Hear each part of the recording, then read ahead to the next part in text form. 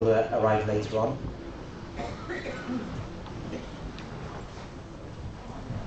Just a few announcements, won't take too much time. So we've raised just over £3,200 for this 10-night programme. We would like to raise around £6,000 to £7,000, so if you could help us meet that target, then please make a donation at the desk. We have several nights that are still available for sponsorship over the next week, so if you'd like to sponsor one of the nights, please speak to one of our volunteers. On the 9th night of Muharram, i.e. Wednesday night, at midnight, there is a joint Messiah program at 404 Moss Lane East, the Jaffer Islamic Centre, with several of the speakers across Manchester participating in that joint Messiah program. So you're all invited to that joint program. We'll also have a 2-night Majalis program next Sunday and Monday. So that's next Sunday and Monday after Ashura, that will be with Sheikh Jihad Ismail, and that will be at this venue here. Unfortunately, we don't have an Ashura day program here, but we will be having a program during the evening, as usual, at 7:45 p.m. I just have one more announcement, which is there is a large conference taking place on November the 17th, organised by the Mainstay Foundation, which has 20 big-name speakers from across the globe. So we have multiple flyers at the reception desk, and that's a big Muslim convention organised by the Mainstay Foundation. So please take a flyer from the reception desk. So without further delay, I'd like to invite Sheikh Jaffer Ladak up to the minbar for his lecture. Please recite a loud salawat.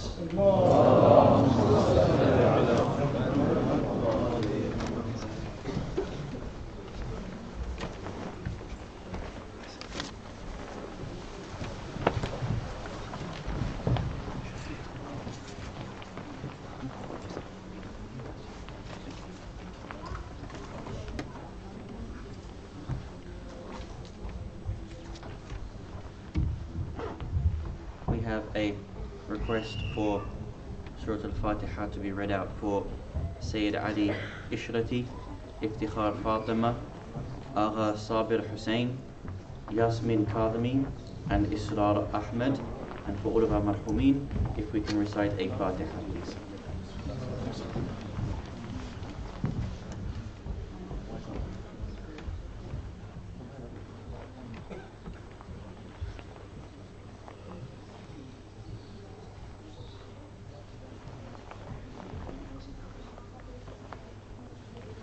The love of Her Eminence, Lady Fatima al-Zahra, Salawat ala Muhammad wa Ali Muhammad.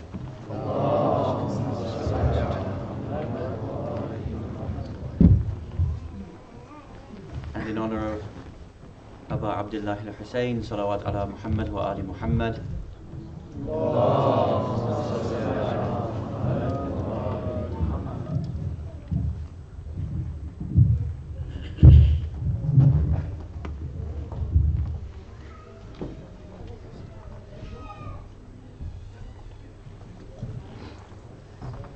And for the awaited Saviour of humanity, Imam al-Mahdi, Salawat ala Muhammad wa Ali Muhammad.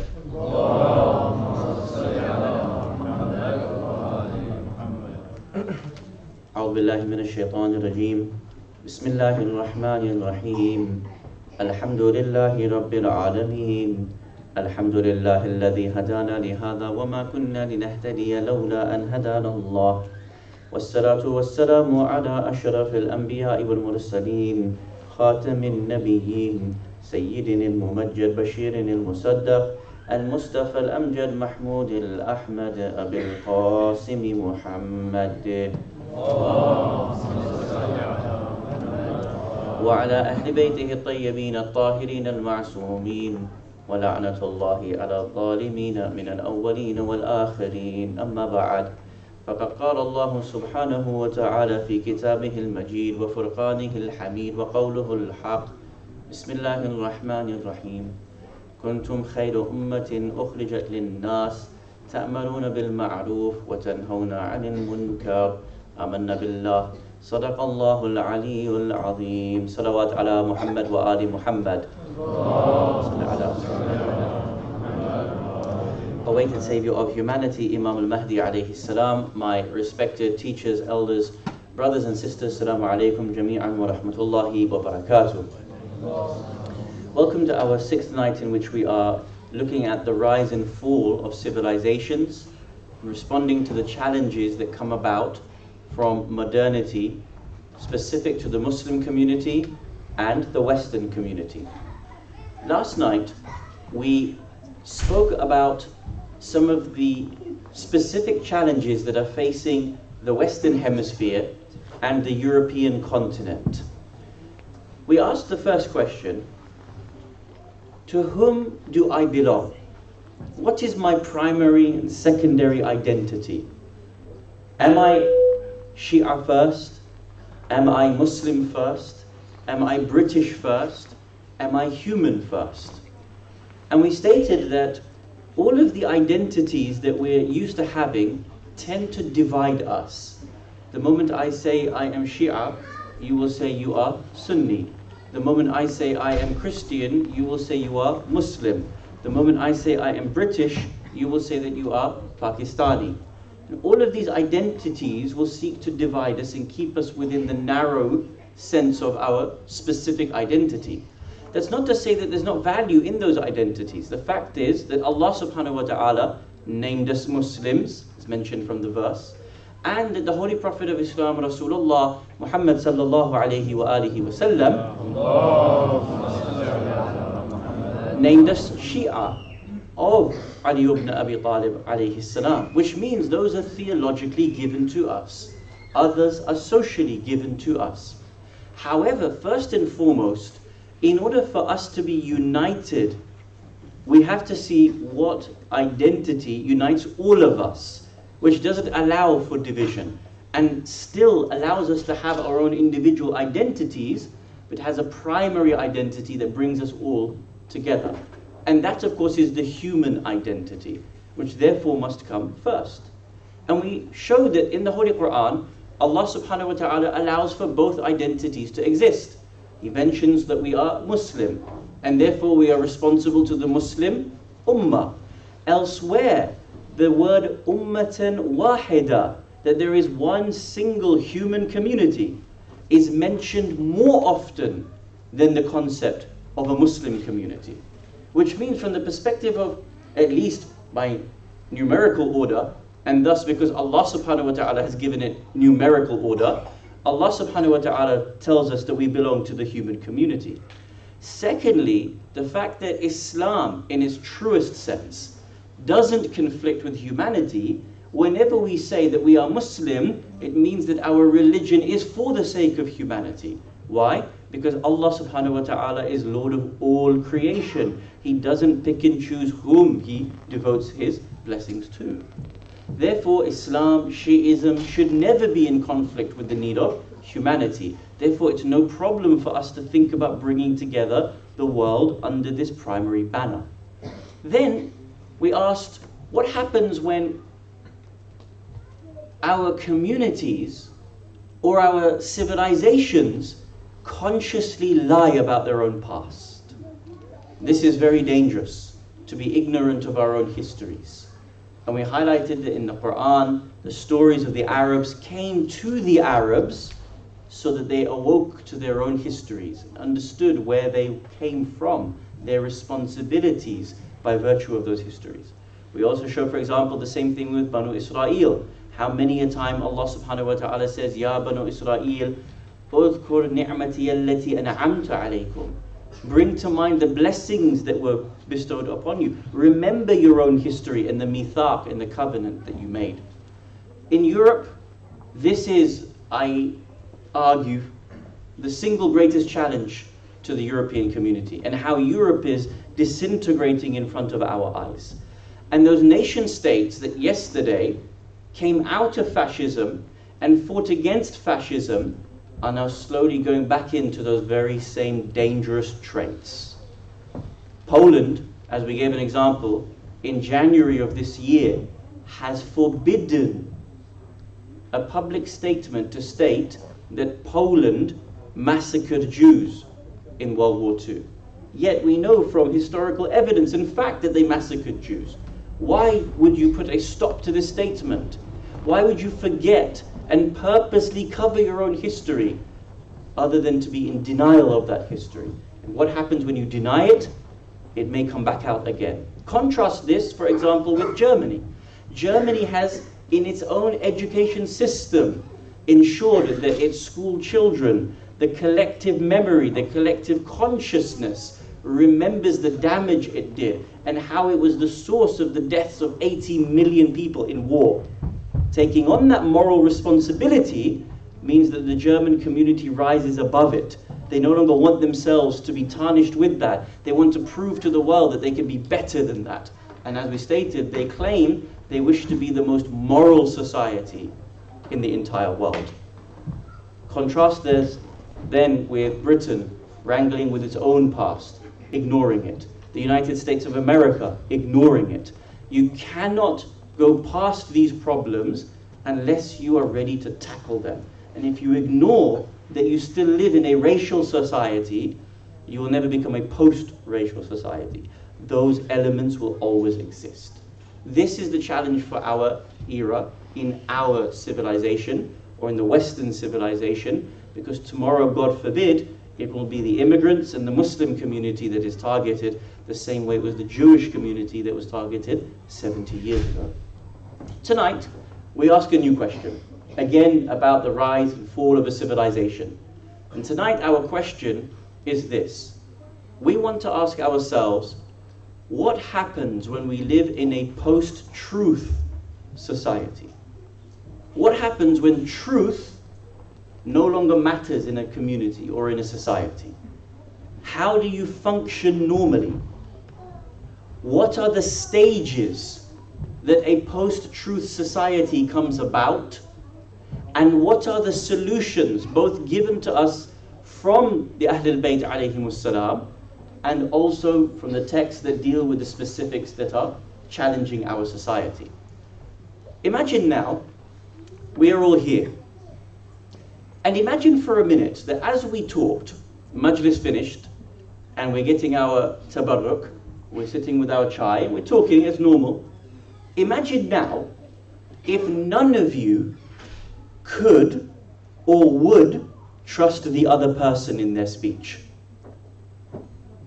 Imagine now, in the community here, that if I was to have a conversation with you, and whatever we spoke about, you could not trust what I said, or you felt that what I was saying to you was only partially true, or was only for my vested interest in order to expose, exploit, or deceive you. Could we function as a community properly? No.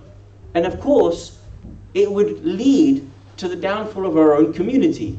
People would no longer be able to be civil with each other. They would no longer be able to work with each other collectively. And eventually we would have to go elsewhere because we don't feel comfortable where we are. Worse still, it may end up in violence, because if you and I can't even learn to speak truthfully with each other, then I don't hold any value for you anymore, and you don't hold any value for me, essentially. Imagine now, in a community or in a society, imagine a country, or imagine an entire continent that no longer trusts what comes from the other one. Nation states can't trust each other. Media can't trust each other. People who look towards sources of truth, such as their government or such as the media, no longer believe in what each other say. This causes a breakdown in the society, but eventually some truth will come out. And depending on who puts forward their truth the best, that will now consider to be the truth. So what happens? When now no one can trust the media, or no one can trust experts, any truth can come out, and people will be willing to believe it. On a bus, they can say £350 million a week will go into the NHS. Refugees and migrants are the source of all your problems. Whatever the truth is, because we've lost the concept of truth, a new truth can come about, and millions of people will be deceived by whatever comes at the end of it. This is the problem with the post-truth society. And it cannot but end up in a situation with the collapse of a society unless it is rescued. So for tonight, inshallah, we are going to look at that question. What is a post-truth society? How does it come about? And we're going to do two things. We're first going to look at the ayat of the Quran and see what type of post-truth society was made in the Meccan and Medinan communities as a means to deflect from the truth and to deceive people from turning towards Islam. And then number two, we will look at what happens in our own society and how our own society creates post-truth. And then inshallah we'll come to some solutions as to how we can assist and move away from a post-truth society. Salawat ala Muhammad wa ali Muhammad. How do we define a post-truth society? What do we mean by this?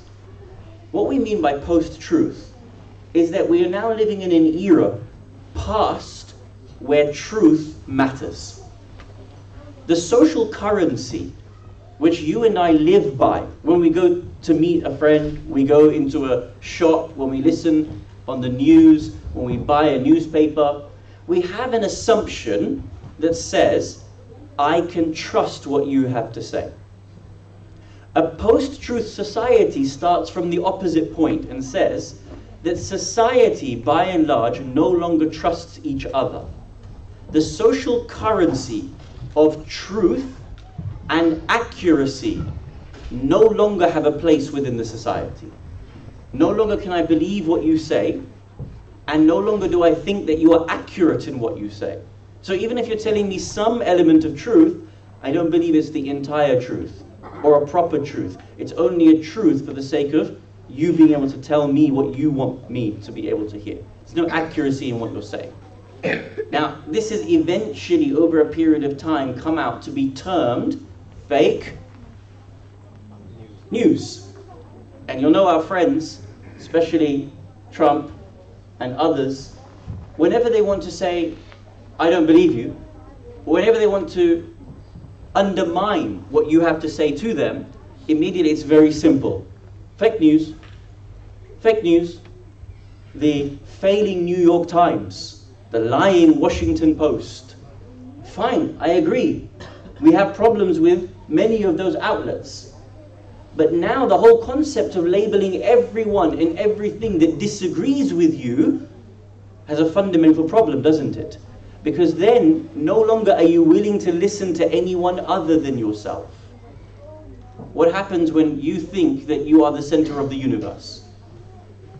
And you're only willing to listen to those things which reaffirm your own belief systems, doesn't challenge anything you say. You become such a stagnated human being, and there isn't a chance to be able to learn anything more. Whilst the rest of the world learns, challenges, fails, becomes better again, we become very stagnated and so insular that I cannot see anything past my own self. That is self-destruction. Now this is the type of society we are on the verge of living in. If not, we already live in that type of society, where there are, on both sides of the spectrum, truths, both sides of the spectrum, medias that do not trust each other, and its followers do not trust each other. Imagine you give to someone who reads The Guardian or The Independent, and then tell him to read, for example, the News of the World, or you ask him, for example, to read the Daily Express or the Daily Fail, not really the Daily Mail, it's the Daily Fail. But imagine you ask these two to read their, or from the other, the Daily Hail Hitler. But imagine you ask these two groups to read from their own opposite sources. Are they even going to take it seriously? Should you take it seriously? And what happens in this type of society? Now, this is beyond just fake news. A post-truth society means that there is such pernicious relativism whereby anyone is able to say their own truth is the right truth, and there is no objective truth anymore. There's no way to verify what is right and what is wrong. Why? Because we all have our own alternative facts. This is the problem that we have in today's world. Then whom do you believe? To where do you go for your truth? Now, Orwell actually predicted a part of this problem, or maybe the centrality of the problem. And he actually argued that in his time, or there would come a time, whereby truth itself had no value, and objective truth would no longer be able to be known. And when you get into that, that's when we get called an Orwellian society.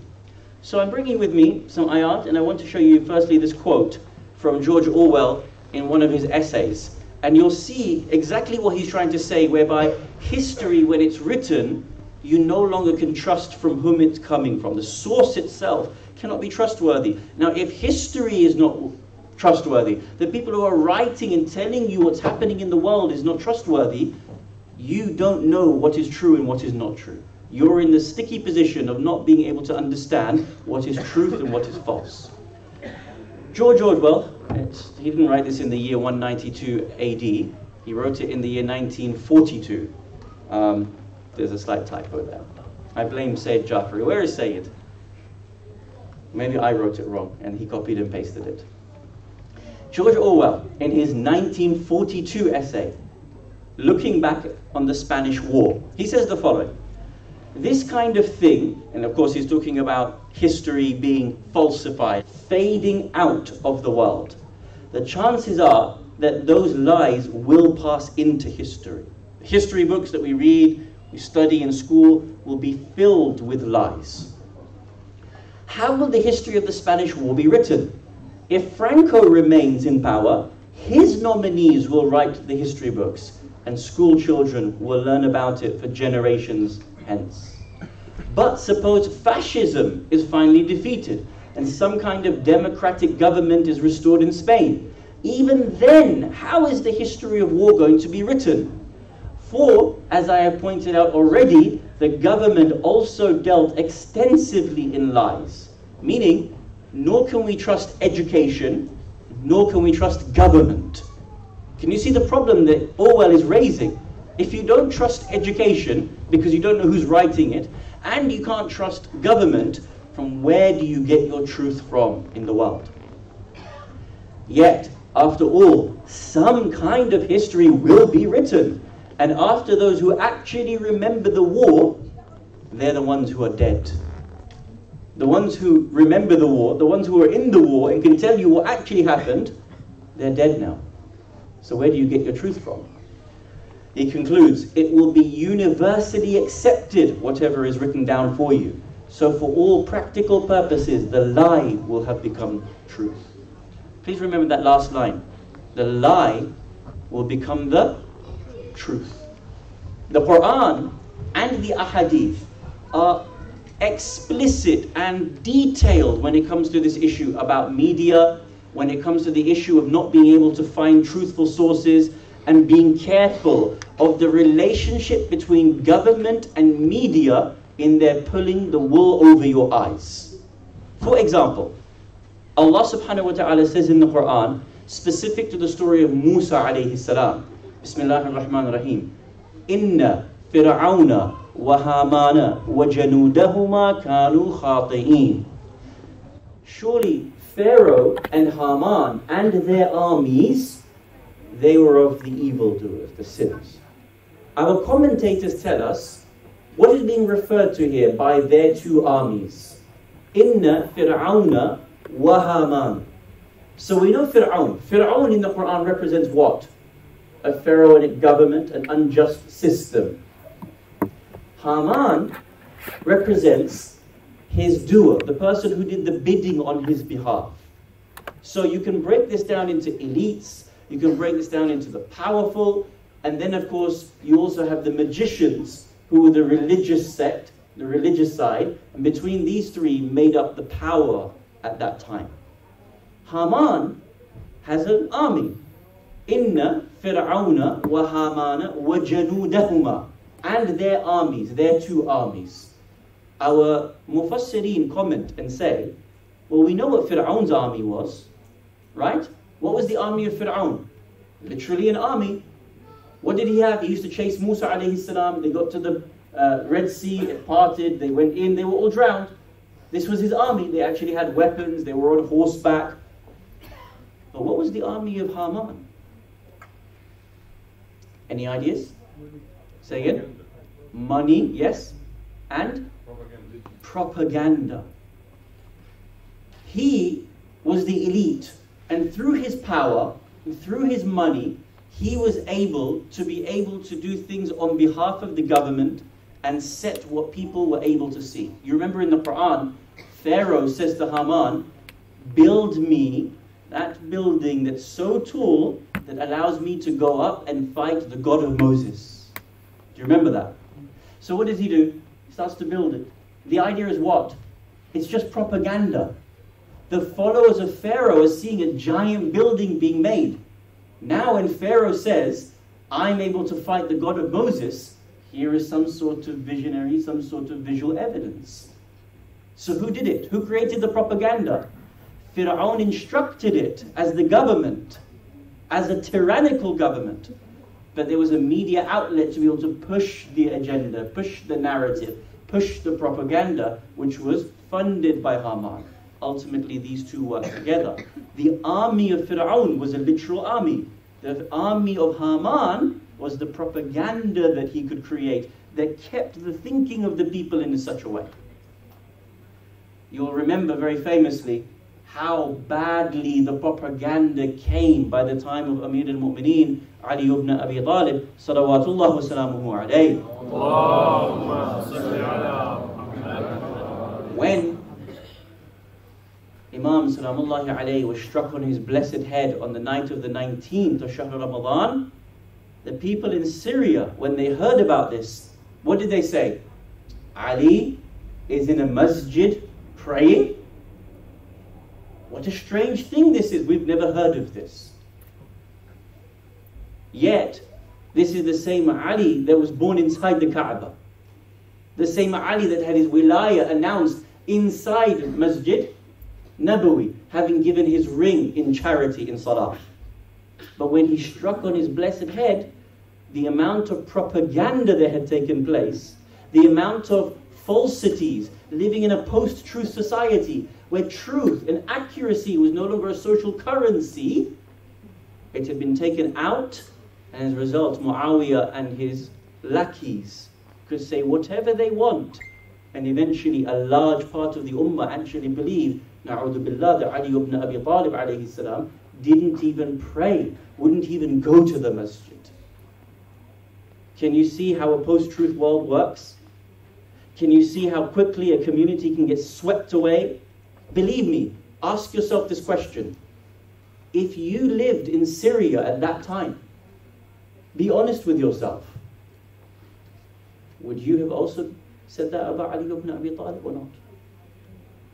Be honest with yourself. If you lived at the time of Rasulullah, before the announcement of his Risala, would you have buried your own daughters alive after giving birth to them? 99% of you, yes. You'll say, no, I'm the 1% that wouldn't have. But that's only one of you. The rest of you would have. Why? Because that was what you were told to do.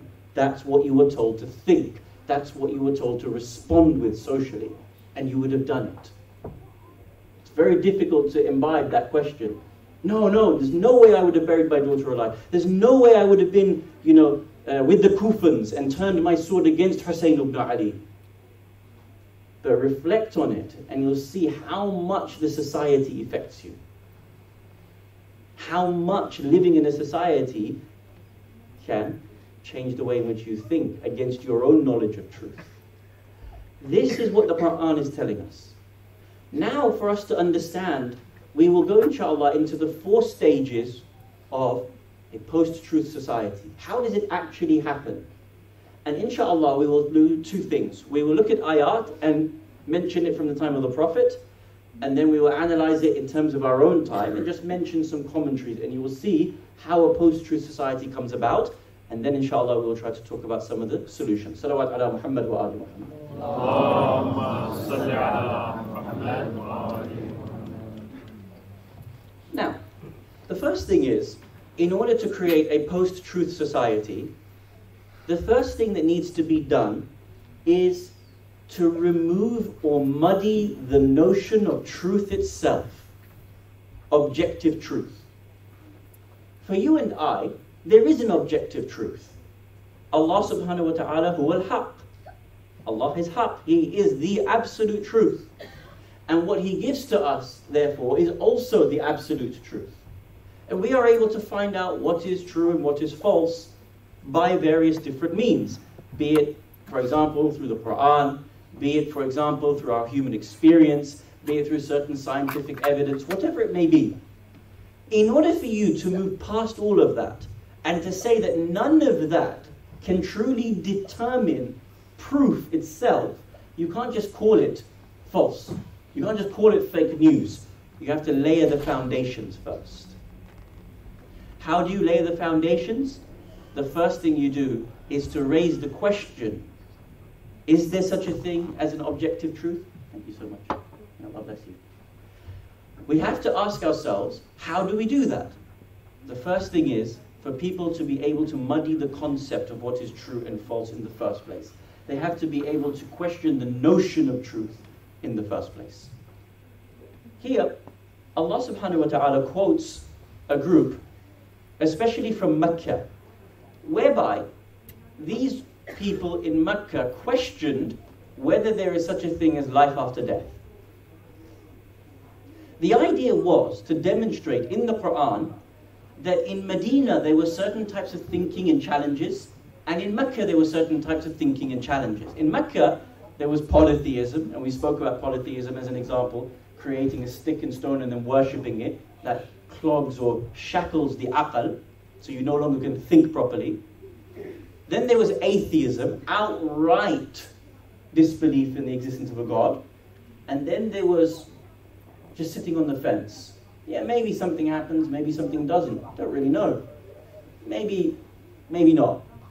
Allah subhanahu wa ta'ala captures this agnosticism and shows us the statement of people from Mecca who questioned even the concept of there being a truth out there, such as life after death. How strange. Imagine, your city is the city of Mecca. The entire city is based on the history of Ibrahim alayhi salam, who builds the Kaaba, who brings about Zamzam, or Ismail alayhi salam brings about Zamzam. So your whole history of your town is based on godly truth. In order to undermine the Prophet, all you have to do is undermine God. Because if you can say that God isn't real, then it's easy for you to say that the Prophet isn't really a prophet.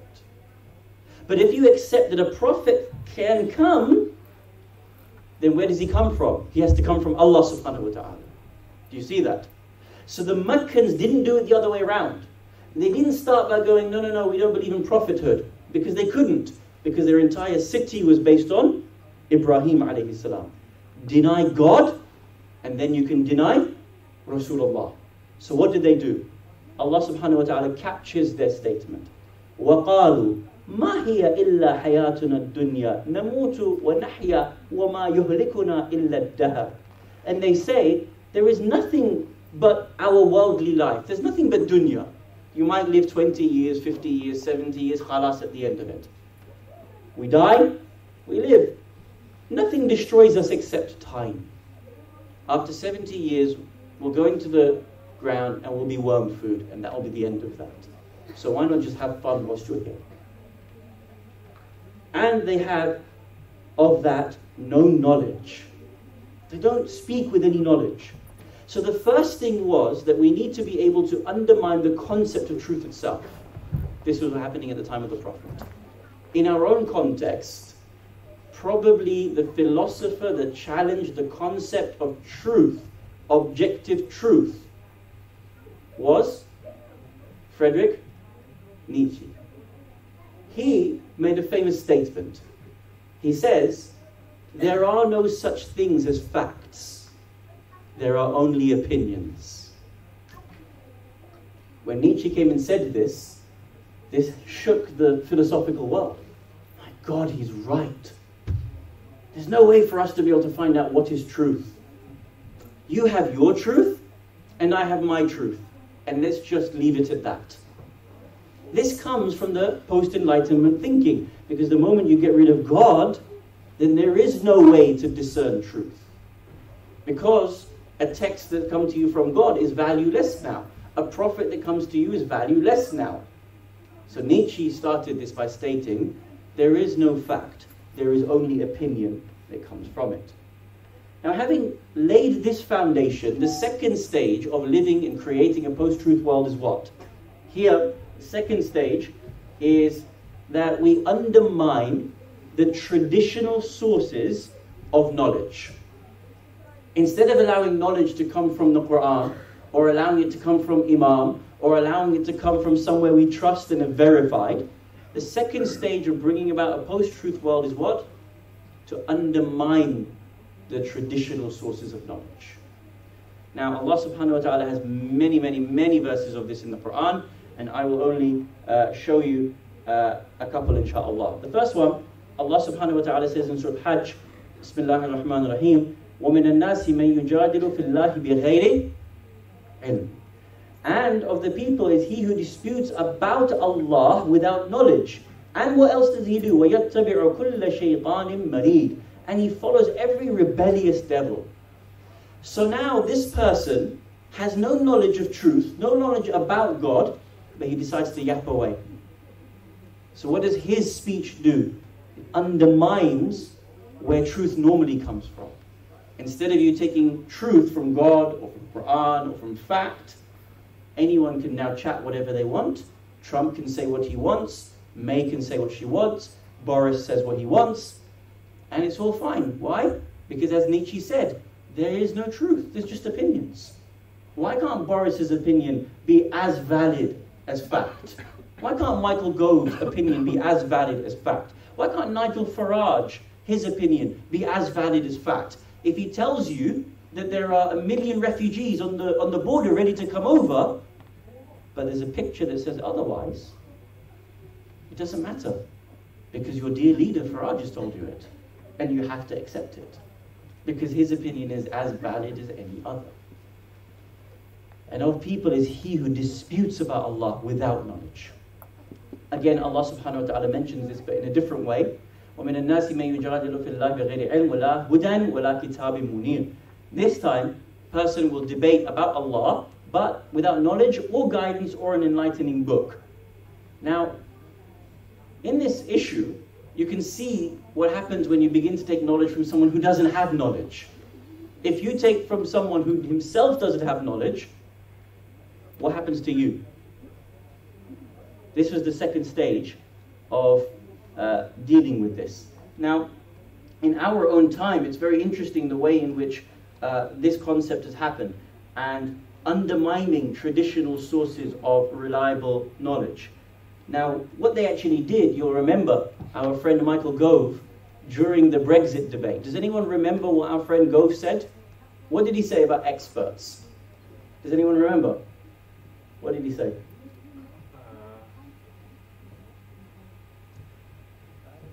Can't trust the experts, something along those lines. I can't remember. You can't trust the experts. You know what he said? People are tired of experts. Really? I'm not tired of experts. I quite like to listen to expert opinion. I don't know about you. It's nice to be informed by someone who spent their entire life being a servant of a particular science. I don't have to necessarily agree, but I'd like to hear from the expert. When you undermine the traditional sources, you're not just undermining tradition, you're actually throwing out the baby with the bathwater. You're actually saying nothing can be true now. Even the one who studied his entire life, his opinion, her opinion has no value because people are tired of expert opinion. That's the extent it went to when it came to Brexit. Now actually, I brought with me a very interesting book, and one that I read in preparation for this majlis by Matthew D. Ancona, titled Post-Truth, The New War on Truth and How to Fight Back. Some of the research I'm giving to you comes from this. And he mentioned something phenomenally interesting, which maybe we hadn't thought about in preparation from this until he mentioned it. And he says sometimes you have to join all the dots together to see a bigger picture about this stage of undermining sources. It's not about undermining one source. It's about undermining all sources. So for example, he says in our British society, he talks about Brexit and what happened in the build-up to Brexit and the lies that people were told. He says, look what happened. Don't look at it as just Brexit from 2015. He says, go back 10, 20 years. Go back a couple of decades to see how over a period of time, society started to just distrust everything that came from expert opinion. So for example, he says, 2008 financial crash. These were supposed to be the experts of the economy. What happened? They destroyed the economy. Who suffered? The white working class suffered. So now they couldn't trust the economists. Then, for example, he says, and these are his points in his book, he says, look, for example, you had the scandal about the news of the world. And you remember when the news of the world were tapping everyone's phones. So he says, look, even the media, they couldn't trust. Then he says, Jimmy Savile. Savile, for many people, was like a comedy hero, and obviously we know what he turned out to be. So even those people that we looked up to as superstars, those people who we looked up to as celebrities, we were beginning to find out one after another, that even they couldn't be trusted.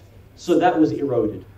BBC scandal, this scandal, that scandal. Over a period of time, every area of which the working class previously held to be a source of truth, a place they could hang their coat on, it was wiped away from them one by one. Eventually, when all those sources of truth are taken away from them, someone else will rise up. Boris will rise up. Farage will rise up. And they will speak in a way that reaches to the minds and the ears of those particular people, because they no longer trust what they previously trusted. In fact, there's a statistic that he writes in his book, and he says, in 1986, 38% of British society trusted their government to look after their own interests. 1986, 38% of Britain trusted their government to be able to look after their own society. By 2014, that same question polled 18%. Half. So now only 1 in 5 people or less believe that the purpose of their government is actually to look after them, as opposed to looking after the elite or the refugee or the brown person or the Muslim. If that's the way society thinks, what's going to happen when someone stands up to challenge that society? Allah Akbar. So this was the second stage. The second stage of dealing with or creating a post-truth society is what? Is to remove your traditional sources of reliability. Third, it is now to change truth with counterfactuals. Now that you question whether facts exist, now that you've actually said that your traditional sources no longer are of any value, the third thing is to change into new facts, the facts that suit your own argument. Normally that's done with emotion. You'll remember in the Brexit debate, Farage put a huge poster up. Maybe you can Google it if you can.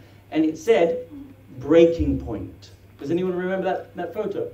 It had a mass migration of refugees. I think it was a picture from Syria.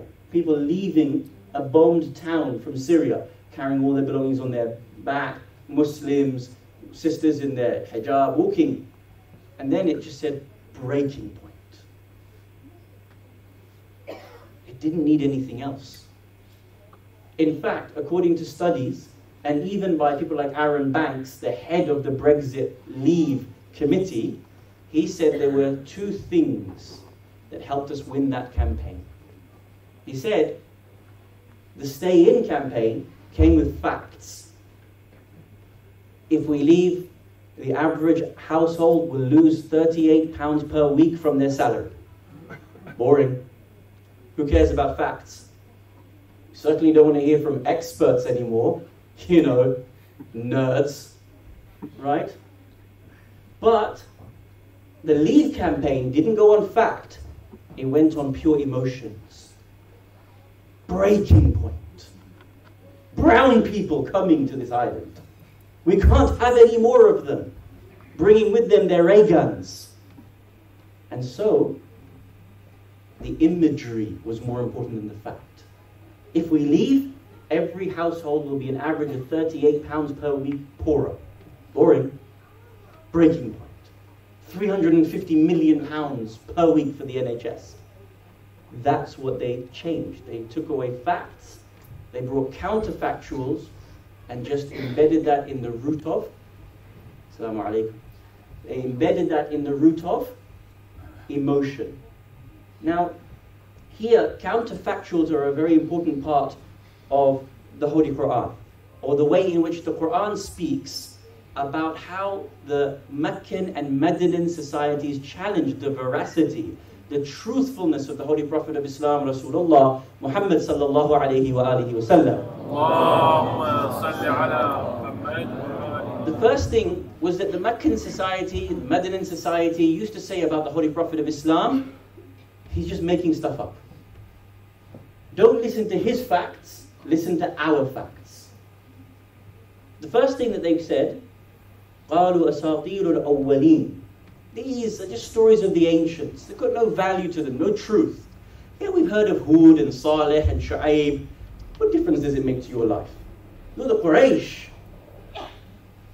Forget what this man has to say. قَالُوا أَسَاطِيرُ الْأَوَّلِينَ اِكْتَتَبَهَا.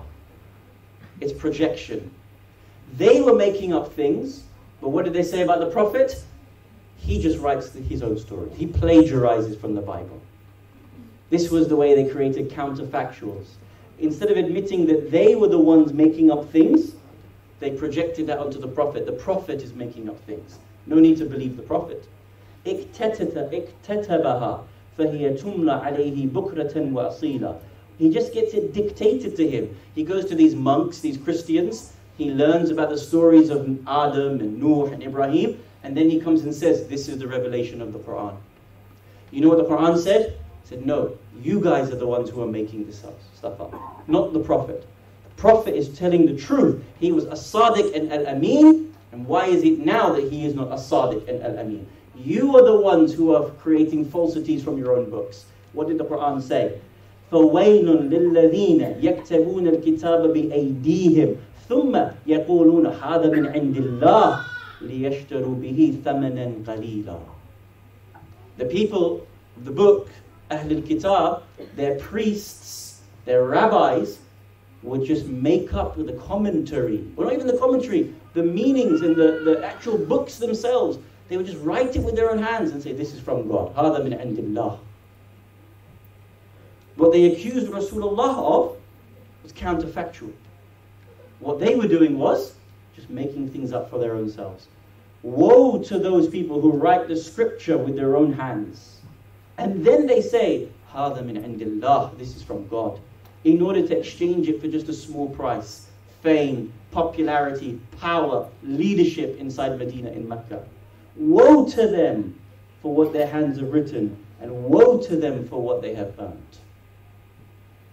The third stage of creating a post-truth society is that you can just change anything you want into your own truth.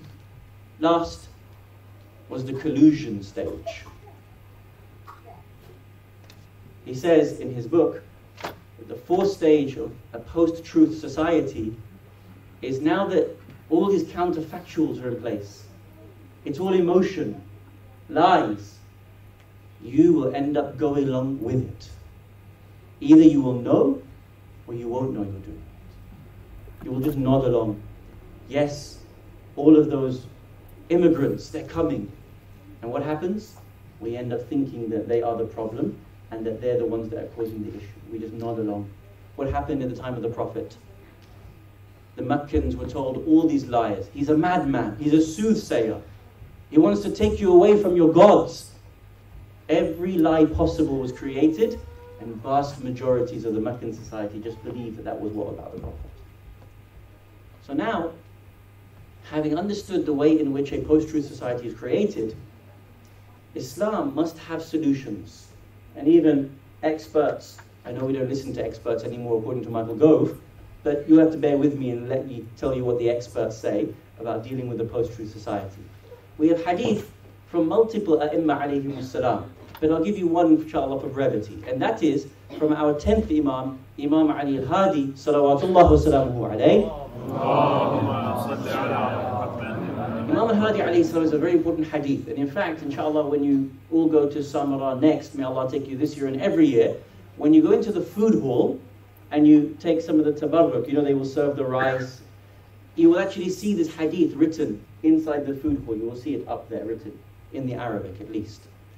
Imam al-Hadi alayhi salam states or suggests that there is such a thing as a post-truth society. He himself says it.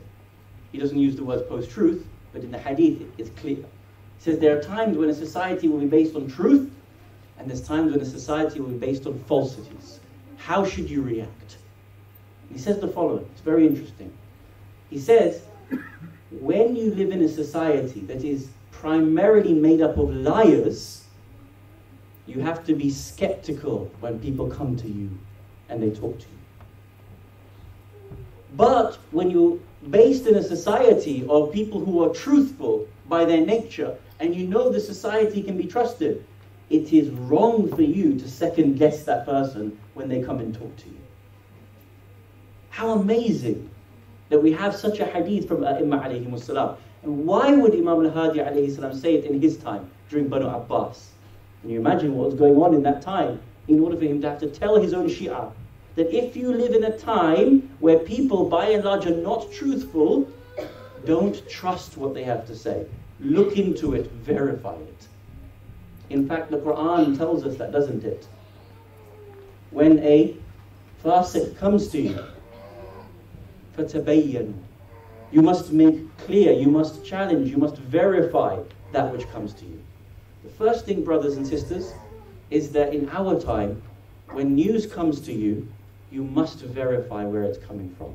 Considering we live in a post-truth society, you must verify its author, its fact, its source, because that source may not be truthful. It is in a time in which we don't know what is being truthful. How many a Muslim was supporting this war or that war against Muslims? How many Muslims were supporting government to be able to help fund ISIS, fund the white helmets? Muslim after Muslim after Muslim taken. Why? Because whatever source came to them, and it came nicely on Facebook, made in a nice video, they believed it. This is something that is very dangerous for you and I. The first thing is, when you live in a post-truth society, it's obligatory for you to put in the extra effort. Second, something that the author of this book says, we live in what we know is a social contract. The social contract says that we have to work with each other socially in a certain way. When we live in a society that is productive, when we live in a society that is based on truth, society will become productive. When times change, it is our social contract to be able to go out and fight to get back to a society that is productive and truthful. It's our social responsibility, implicitly within the contract, to be able to do so. Think about this for a second. There's a hadith from the Holy Prophet of Islam, Rasulullah Muhammad sallallahu alayhi wa alihi wa sallam. The Prophet, when he migrated, the people from the migration were very, very poor. They didn't have anything. And they immediately came to live with the Ansar. So the Ansar had to give half of their own property away. Correct? So imagine now, a half, you all come and live from Mecca, live over here. You've left everything from Mecca, and now you're living with these in Medina. In order for you to survive, this half has to give up half of its own belongings to assist you to survive, doesn't it?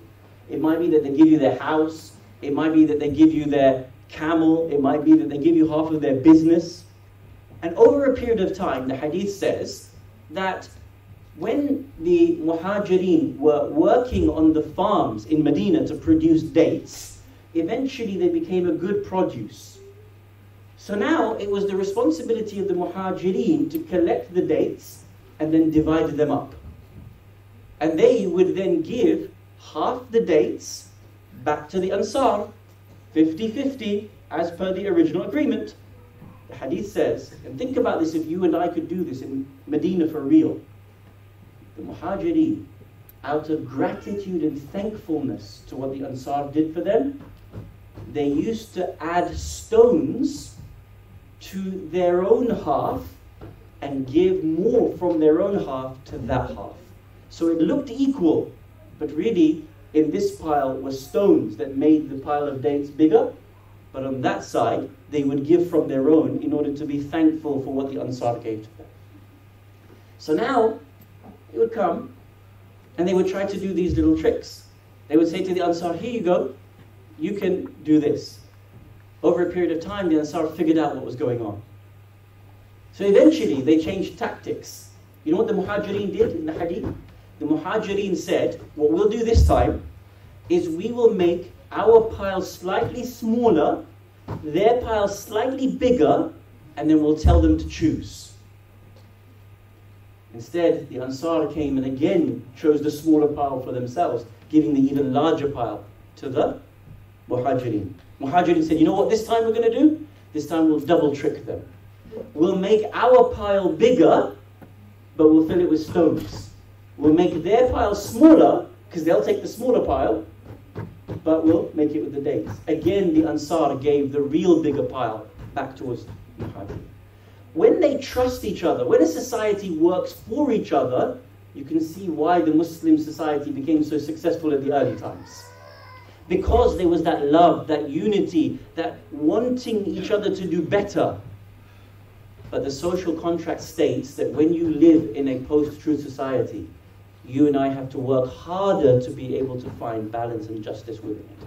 Otherwise, the society collapses and you will no longer be able to trust anyone. That person on the street will say, you're the problem. You will say, he's the problem. And where will it end up? This is happening in our time, brothers and sisters. We have a post-truth society where no one can trust each other. We don't know whom to trust from the government. We don't know whom to trust from the media. We don't know whom to trust from our own society. It is completely unproductive, and as a result, this is a challenge for you and I. Think about this statement. Qasim ibn Ali, salamullahi alayhi, Qasim ibn al-Hasan, salamullahi alayhima, says, are we on truth? Are we on truth? To which then comes the response, we are on truth. Now that you know we are on truth, how is death to you? Only once he verifies the truth, then he can say, death to me is sweeter than honey. His entire martyrdom is predicated on the veracity of the truth. Making sure he understood that he lived in a world whereby he knew what was right and what was wrong. Once he knew he was on the right, he was willing to fight and to die for it. On that night of the 10th of Muharram, on the night of Ashura, each and every one of the family members are being prepared for the following afternoon. It comes to a point whereby the mother of Qasim alayhi salam is telling him, go and fight. Why have you not gone to fight? For me, it is an embarrassment that Akbar has already gone. For me, it is an embarrassment that Zainab's two sons have gone, whilst my son still stands here. Qasim is said to be maybe 15 years old, whilst Own and Muhammad are maybe 10 and 12 years old. O Qasim, what are you still doing here, whilst sons of Zainab who are younger than you have already given their lives for the sake of Abu Abdullah al-Husayn? Qasim repeatedly comes to Abu Abdullah and says to him, allow me to enter into the battlefield. Allow me to give myself for you. Allow me to be able to fight on your behalf. Each time, Hussein would look into the face of Qasim and would cry, remembering his brother. How can I allow you, O Qasim, to go when you remind me of what my elder brother Hassan looked like? You'll remember that when Imam al-Hassan alayhi salam was poisoned and he is lying on his deathbed, as he is the one who has to spit out a part of his liver, when Hassan is the one to take a stick and poke at that part of the liver, he brings his family closer towards him and he says, "O Aba Abdullah, there is no day like your day, O Aba Abdullah. I will not be there to be able to defend you, but from my behalf take my son Qasim." Qasim goes again and again, and each time Hussein says to him, "Oh my dear nephew, how can I give you away to the battlefield, give you away to the unsheathed swords, give you away to the heat of the desert and that sun, knowing that you are the beloved of my brother Hassan?" Eventually Qasim, it is said, goes back towards his mother disappointed and says, "Aba Abdullah will not allow me to enter into the battlefield." It is said that at that time there was some scroll or some writing or some wasiyyah from Imam al-Hassan alayhi salam. She said to Qasim, "O Qasim, give this towards Aba Abdullah and you will be allowed to enter into the battlefield." It is said that he gives to him this scroll, to which it reads from it, "This is a letter to my brother Hussein. I will not be there on the 10th of Muharram to defend you, but accept this as my sacrifice on my behalf." It is said that Hussein kisses the letter, he rubs it against his face, remembering what it was like at the time of his dear brother. He goes back towards Qasim and says, "Oh Qasim, you have been granted permission." The narration says that he puts on the turban of Imam al-Hassan alayhi salam onto Qasim. He dresses him in this way, so that not only does he look like Imam al-Hassan, but he dresses like Imam al-Hassan. The purpose of this was to remind the army of Yazid that, did you not remember what Hassan ibn Ali was like? Do you not remember when he was in the arms of Rasulullah? Do you not remember when he was in the arms of Fatima? And yet now his son comes out onto the battlefield against you. We are told that before he leaves to the battlefield, Imam al-Hussein hugs and embraces Qasim for one last time. The embrace is so much that they cry and they weep together, holding each other, knowing what is about to come to each and every one of them, knowing that the next time Hussein will see his dear nephew, he will see him with his body and limbs torn to pieces by the horse's hooves. He holds on to him and eventually he allows him to be let go. As he walks out, his sword is dragging along the ground. He comes out and he addresses the enemy with the most beautiful sermon. He says, "I am Qasim ibn al-Hassan. I am Qasim, the son of Hassan al-Mushtaba. I am the grandson from the lineage of Rasulullah. Is it me that you are fighting? Do you really fight Hussein ibn Ali?" With this, he goes out and he fights. It is said that he dispatches several of the enemies towards the hellfire, but as he does, he begins to be surrounded by the enemies. Now the enemies allow themselves to be able to attack him from every side. He is trying to defend himself. Someone comes from behind to try to strike him. Someone comes from the front. They will throw their spears at him. They will throw their swords at him. The narration says that as he continues to fight, Qasim comes to a point that his slipper turns off, or his slipper falls off. For that one moment, Qasim stops to fight and tries to put his slipper back on, ensuring that he's able to stand up properly. As he does so, one of the enemies comes from the side like a coward and strikes Qasim towards the floor. He falls towards the floor. As he does so, he calls out towards his uncle, "Aghithni, come to my aid. Assalamu alayka ya Aba Abdullah. My salutation upon you, for Qasim has just fallen towards the floor."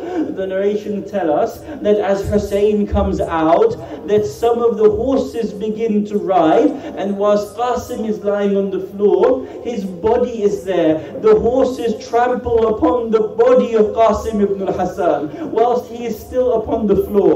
We are told that when the dust settles, Imam al-Hussein sees Qasim kicking his feet in pain in the last moments of his life. His feet are struggling in the last moments of his life. He comes towards the broken body of Qasim. He begins to look at him. He says, "Oh my dear nephew Qasim, it breaks the heart of Hussein that you called him to come to your aid, but he was unable to come and assist you. Oh Qasim, I'm sorry I couldn't come to you in those last moments." Qasim's body has been broken to pieces. Qasim's body is lying there. It is said that Hussein picks up Qasim in his arms, but because his body is so broken that his body is hanging off in pieces, he brings the body back towards the tents. The ladies come out. They see what has happened to their beloved nephew. They see what has happened to their beloved son. They call out, "Wa Qasima, oh Qasim, what has happened to your beloved?" They call out, "Wa Hasana, oh Imam al-Hassan, come see what they have done to your beloved son Qasim." The narration tells us that as he brings the body of Qasim back into the tent, because Akbar has already been slaughtered, he brings the body of Qasim and places it next to the body of Akbar. Imam al-Hussein sits down beside these two bodies. He places one hand on the broken body of Akbar. He places the other hand upon the broken body of Qasim. He looks towards the sky and says, "Oh Allah, bear witness that they have taken the sons of Hussein today. This wasn't a nephew of Hussein. This was like the son of Hussein being taken from him. This was like the son of Hussein having his body trampled upon, having his body cut to pieces." ألا لعنة الله على القوم الظالمين وسيعلم الذين ظلموا أي منقلب ينقلبون إنا لله وإنا إليه راجعون. مات Hussein